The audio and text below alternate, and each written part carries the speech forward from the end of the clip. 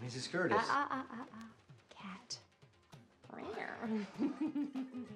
Seorang miliarder yang diberi wasiat oleh ayahnya, di mana ia harus pura-pura miskin selama sebulan untuk mencari jodohnya.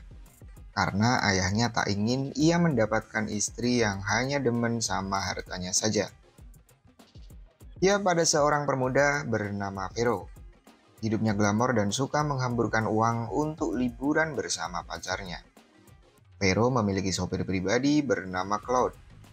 Ia selalu setia mengantarkan majikannya. Saat ini saingan perusahaannya adalah Dunbar untuk mendapatkan sebuah perusahaan yang bernama Odell. Bahkan ia rela mengeluarkan dana yang fantastis. Pada esoknya, saat Vero sedang asik dengan teman-temannya, kemudian ia mendapatkan telepon dari ibunya yang memberitahu kalau ayahnya sakit parah. Oke guys, sebelum videonya lanjut, gua mau main lagi yang gacor-gacor dulu cuy. Oh iya, link yang kugunakan ini pastinya terpercaya dan tentunya max win.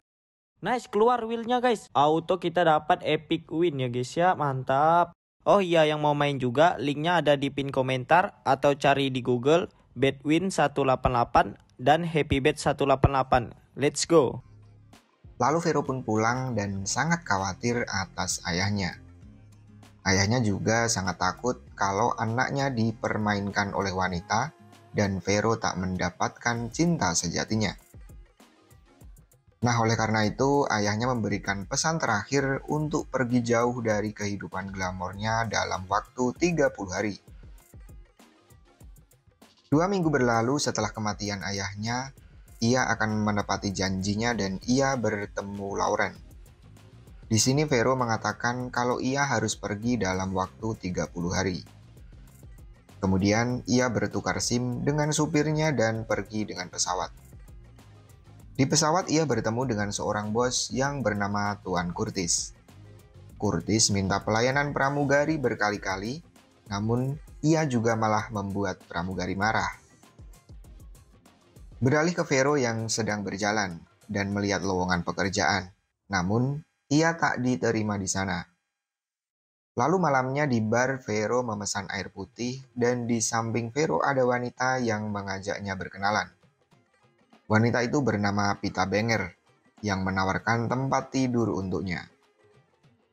Alhasil karena Vero sangat membutuhkan tempat tidur, ia pun menerima tawaran Pita. Tapi sayangnya Vero tak bisa tidur karena Pita ngorok sangat keras.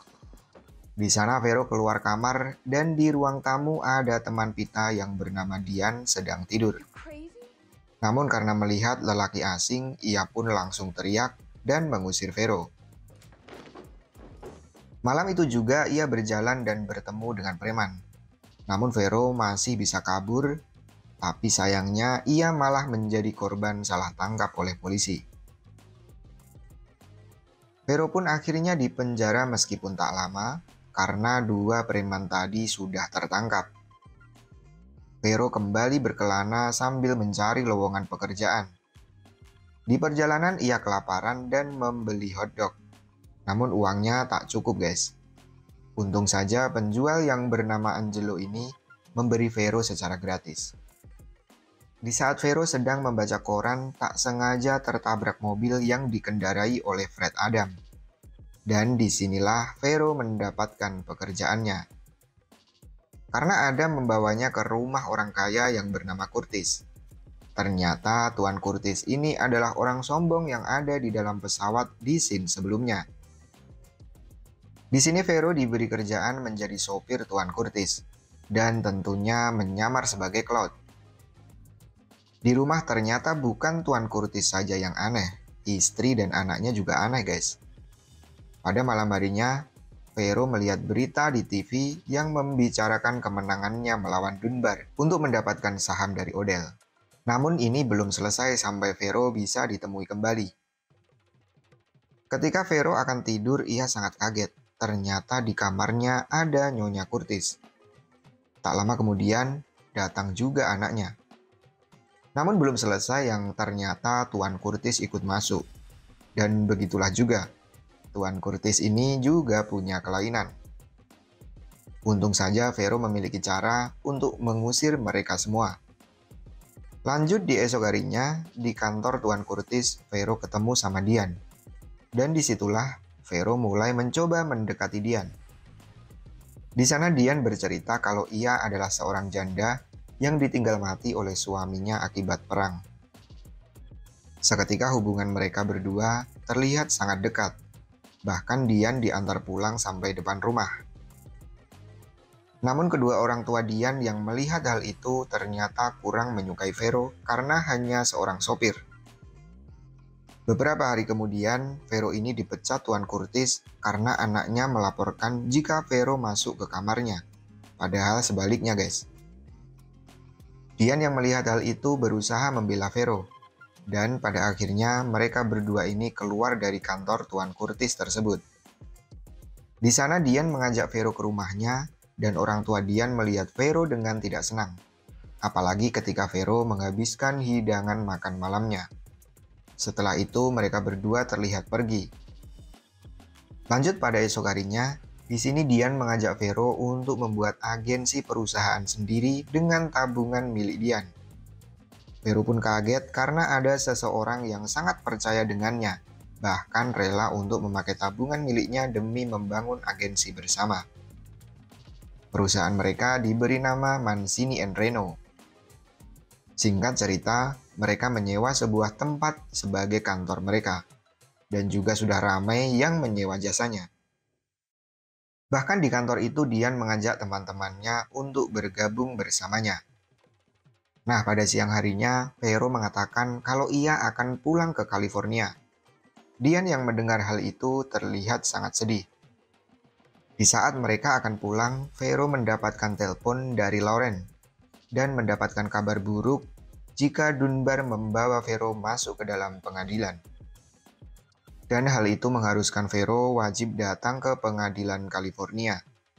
Jika tidak, maka Odell dan perusahaan Olivetti akan diambil alih oleh Dunbar. Setelah itu Dian dan Vero kembali jalan bersama. Tepat di hari kedua-tiga, Lauren kembali menelpon Vero dan memintanya untuk datang ke pengadilan di hari Senin. Nah, di sana awalnya Vero ini tak bisa datang karena ia tahu kalau teleponnya disadap oleh pihak Dunbar. Dan setelah itu, Vero menelpon kembali pakai handphone pribadinya dan mengatakan jika ia akan datang ke pengadilan dan akan memenangkannya. Singkat cerita, pengadilan dimulai. Dan Vero bisa datang tepat waktu dan juga Vero Olivetti pun memenangkan pengadilan tersebut. Urusan perusahaan Vero berhasil memenangkannya. Namun untuk percintaan bersama Dian sedang dalam masalah. Karena istri Tuan Curtis yang tiba-tiba datang memeluk Vero di depan Dian. Vero ini terus mencoba menghubungi Dian, namun selalu gagal. Tepatnya di hari 30 menjadi orang miskin, akhirnya ia membongkar pribadinya.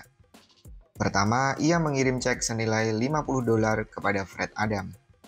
Dan pada akhirnya, karena ia sangat mencintai Dian, Vero pun menemui Dian dan mengajaknya untuk pergi ke California. Sampai di California, Dian sangat kaget. Karena Vero yang dikenalnya sebagai Cloud diperlakukan layaknya miliarder. Di sanalah ia baru mengetahui jika pria yang dekat dengannya adalah Vero Olivetti.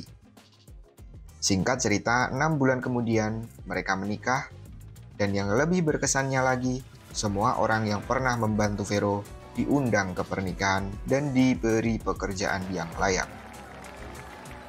Dan film pun tamat.